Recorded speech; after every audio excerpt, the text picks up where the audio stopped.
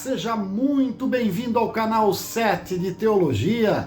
Aqui é o pastor Sérgio Lenz e juntos vamos meditar na doce e na preciosa Palavra de Deus.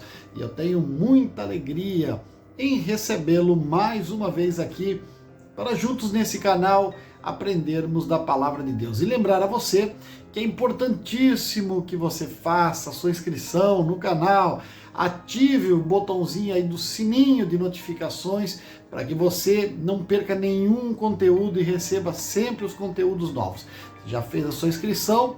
Minha gratidão ao seu coração e faça com que outras pessoas conheçam também esse canal, distribuindo, compartilhando os links desse canal para que você possa fazer com que esta palavra chegue a outras vidas, ok? Dito isso, se gostou, deixa o seu like e se desejar aprender um versículo, um assunto, um tema, um capítulo, um livro específico da Bíblia, faça seu comentário aí embaixo e com certeza nós vamos atendê-lo.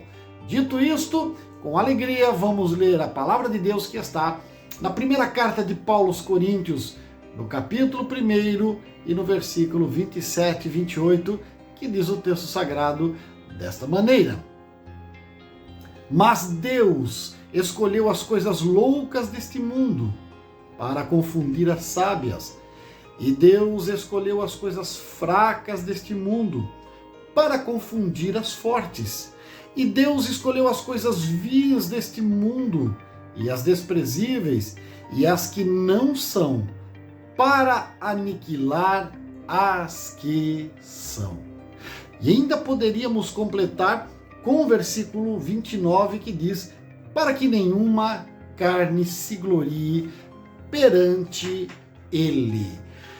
Bem, quando falamos acerca da necessidade de Deus usar o homem, precisamos lembrar, em primeiro lugar, Deus não precisa de ninguém. Deus não precisa de nada. Deus é autossuficiente.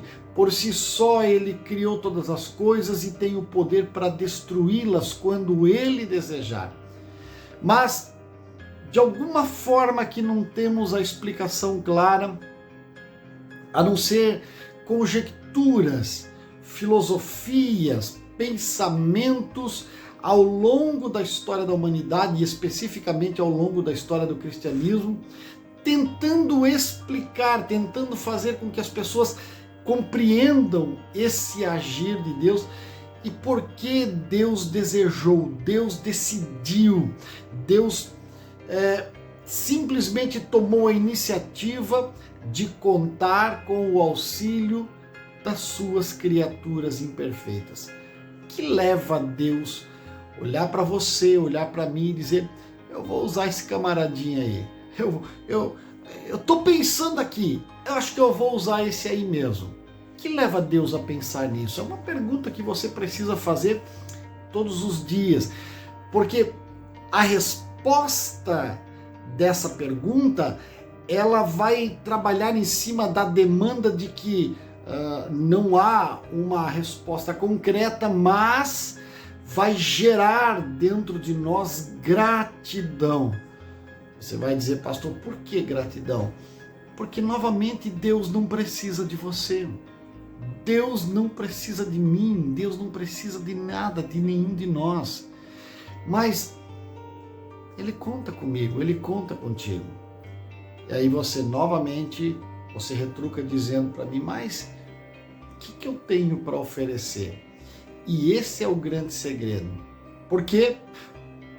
Porque Ele tem prazer em fazer com que aqueles que não podem, ao serem usados por Ele, mostrem acima de tudo seu amor, sua devoção, sua gratidão e, portanto, a glória dele é maior ainda. Por exemplo, quando você olha para o próprio Jesus falando, Mateus 11, 25, ele diz: Deus decidiu, Ele quis, Ele projetou e realizou revelar os seus segredos, aos seus pequeninos. Ele poderia revelar aos grandes líderes, aos estrategistas mundiais, aos governantes das nações, mas ele disse: graças te dou, ó Pai, porque essas coisas foram reveladas para os pequeninos. São eles que foram escolhidos. É aquele que é desprezível. Aliás, deixa eu contar um segredinho de caserna para você, se você quer ser bem sucedido e quer que Deus defenda suas causas, faça-se de pequenino como realmente você o é. Eu costumo dizer, adaptando Provérbios de Salomão, que ninguém dá chute em cachorro morto. Quando te ofenderem, quando te afrontarem, quando disserem: eu vou fazer alguma coisa horrível contra ele, se faça de cachorro morto. Você já viu alguém chutar cachorro morto? Ninguém chuta cachorro morto. Então, seja pequenino para que Deus seja grande na sua vida. Tá? Pense o seguinte: Deus decide alimentar uma grande multidão. Ele já fez chover codornizes do céu, ele já fez chover maná dos céus, ele já fez brotar água da rocha, ele fez brotar água pelos vales e encheu os poços que os soldados tinham cavucado. Ele pode fazer qualquer coisa. Aliás, ele criou os céus e a terra por obra das suas palavras. Aí ele diz: hoje eu vou usar um adolescente. Pega um menino aí que tenha levado uns pãezinhos e uns peixinhos e eu vou usá-lo nas minhas mãos. E aí pergunta: tem alguém que tem uma coisa? Tem um menino aqui que tem pão e peixe. Jesus diz: é suficiente. Não, mas é 5 pãezinhos, 3 peixinhos, coisa que o valha. Não, mas é suficiente para alimentar aí umas 10, 15 mil pessoas. Por quê? Porque Deus tem prazer em fazer com que aquilo que parece ser pequeno é suficiente na mão dele.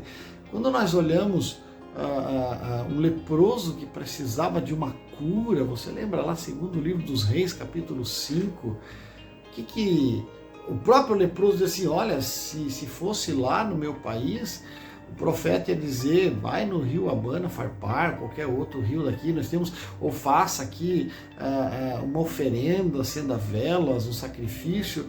Mas agora, 7 mergulhos no Jordão, mas o Jordão aí no riozinho barrento aí, mas é esse mesmo, são coisas pequenas, porque a glória de Deus será maior. Quando você para pensar,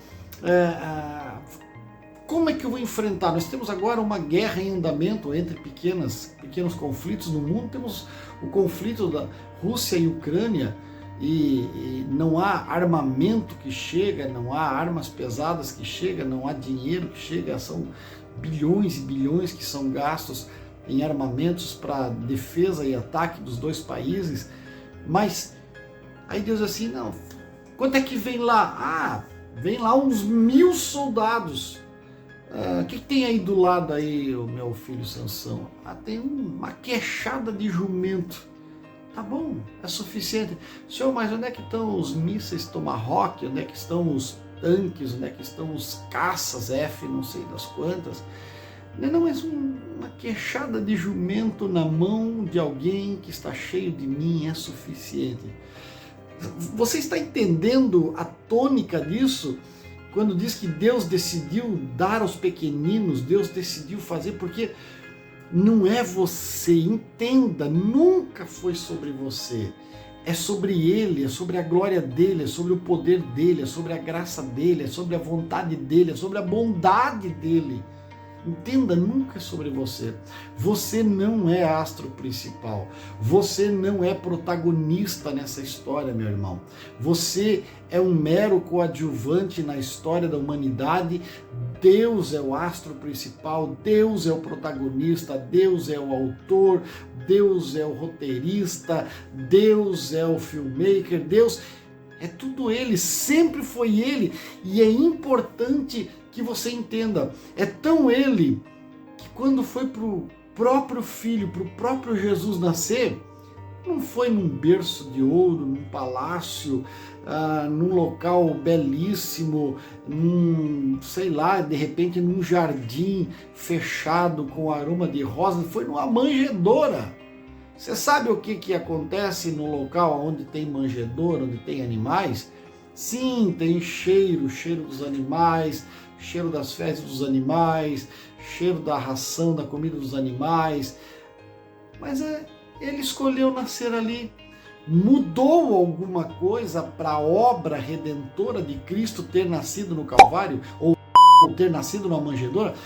Você está entendendo a lógica dessa coisa?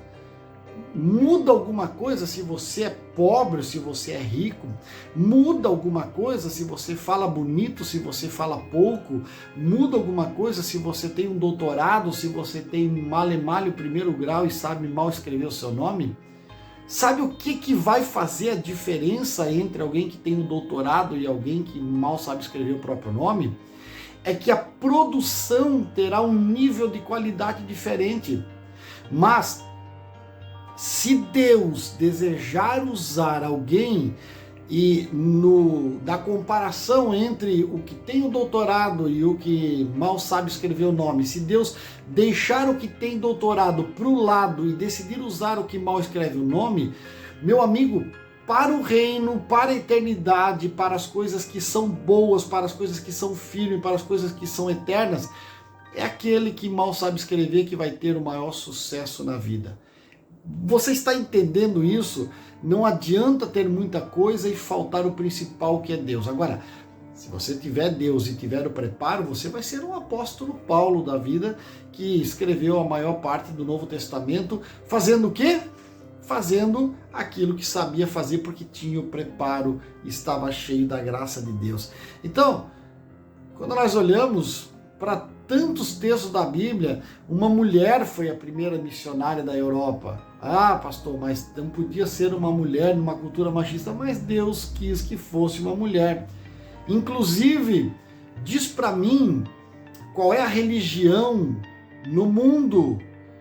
Temos a mais antiga organizada, que é o hinduísmo, mas o hinduísmo não transforma ninguém. O hinduísmo apenas deforma pessoas para que elas sigam um sistema de leis próprias, como lei do karma e algumas outras coisas que são próprias do próprio hinduísmo, falando de comparação. Mas o cristianismo, não esse cristianismo hipócrita que você está vendo aí do neopentecostalismo, que oferece um culto enlatado, programado, tornando os cristãos em consumidores e mentindo com líderes que mais visam a lã, a gordura, o dinheiro, o lucro. Não. Estou falando do cristianismo verdadeiro, aquele de gente que se dedica, de gente que serve, de gente que nasceu de novo, que foi transformado. Diz para mim qual é a outra religião pela qual as pessoas têm morrido ao redor do mundo e têm dito: eu morro com prazer porque estou morrendo pelo meu Jesus. Me diga qual é a outra religião que acontece isso. Salvaguardada alguns pontos especiais, dentro do cristianismo, em qualquer igreja cristã verdadeira ao redor do mundo, agora nesse momento, se entrar uma guarda armada e botar arma na cabeça das pessoas, talvez alguns novatos, mais suscetíveis aí à fraqueza, chorem e peçam misericórdia. Mas os cristãos verdadeiros, nascidos de novo, transformados pelo sangue de Jesus, eles dirão: atira logo, porque eu estou com vontade de conhecer o meu Jesus pessoalmente. Eu não vejo a hora de ir à presença do meu Senhor. E é por isso que quando nós lemos esse texto, Deus escolheu os pequenos, porque os pequenos não têm nada que se gloriar, não tem nada para se encostar, não tem nada para confiar, eles só têm a presença de Deus. Então, meu amigo que está me ouvindo nessa hora, uma decisão sua pode mudar a história da sua vida. Você vai dizer: professor, mas uma decisão minha não é muito pouco, uma só? Pois é, para você ver, uma decisão de servir a Deus fielmente Ele vai entrar, fazer morada, transformar a tua história, fazer um rebuliço nela, se assim o apraz, e você poderá ser nas mãos dele uma arma poderosa e eficaz para transformar este mundo e preparar a eternidade para muitos. Eu vou agradecendo o carinho da sua companhia, lembrando a você, já rolou aí no vídeo, os meus livros estão à disposição se você desejar presentear alguém. Se você não leu ainda, adquira-o para ler. Você está abençoando o nosso ministério. É só fazer o seu pedido. O Pix também está na descrição e nós enviamos para todo o Brasil e será um prazer servi-lo com alegria, com aquilo que Deus nos tem dado. Forte abraço, eu te espero no próximo vídeo.